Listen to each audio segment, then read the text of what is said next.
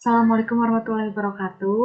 Perkenalkan, nama saya Siti Nurhalida dari kelompok 3. Di sini saya akan mempresentasikan ulang tentang personalia dan motivasi materi dari kelompok kami. Baik, langsung saja. Latar belakang, manajemen personalia adalah bagian penting dari setiap organisasi yang bertujuan untuk mengelola sumber daya manusia agar dapat bekerja dengan optimal dan memberikan kontribusi maksimal pada pencapaian tujuan organisasi. Dalam dunia bisnis yang kompetitif, manajemen personalia memiliki peran yang krusial dalam mengelola aspek-aspek terkait karyawan mulai dari perencanaan hingga pengembangan. Manajemen personalia. Manajemen personalia ialah bagian manajemen yang memperhatikan orang-orang dalam organisasi, yang merupakan salah satu subbab sistem manajemen. Perhatian terhadap orang-orang ini cukup merekrut, menempatkan, melatih, mengembangkan, dan meningkatkan kesejahteraan mereka yang dikatakan sebagian fungsi manajemen personalia. Sedangkan menurut Edwin B. Filippo, manajemen personalia adalah perencanaan, pengorganisasian, pengarahan, pengendalian atas pengadaan tenaga kerja, pengembangan, kompensasi, integrasi, pemeliharaan, dan pemutusan hubungan kerja dengan sumber daya manusia untuk mencapai sasaran perorangan, organisasi, dan masyarakat. Fungsi dan tujuan manajemen personalia.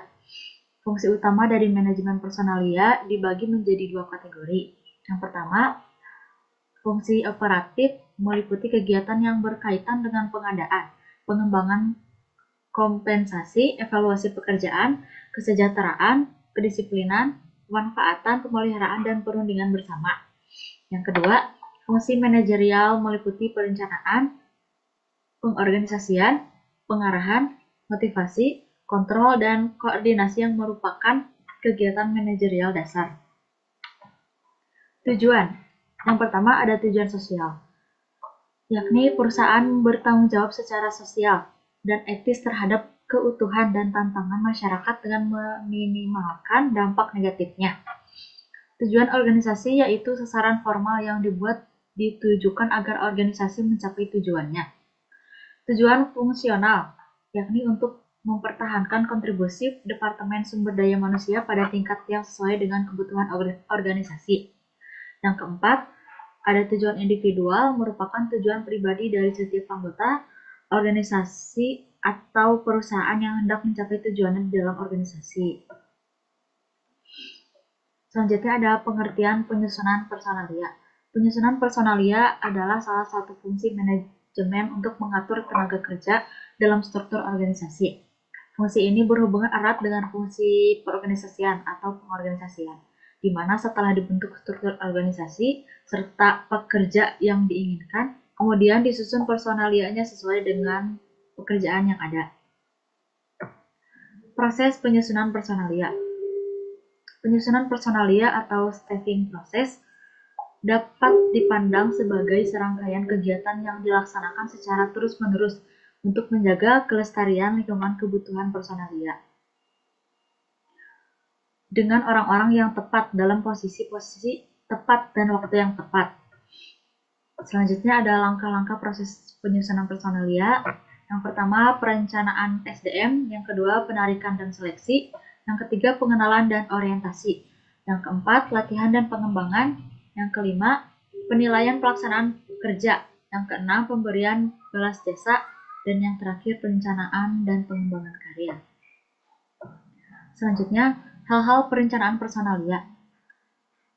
Yang pertama, penentuan jabatan-jabatan yang harus diisi, kemampuan yang dibutuhkan, dan jumlah yang dibutuhkan.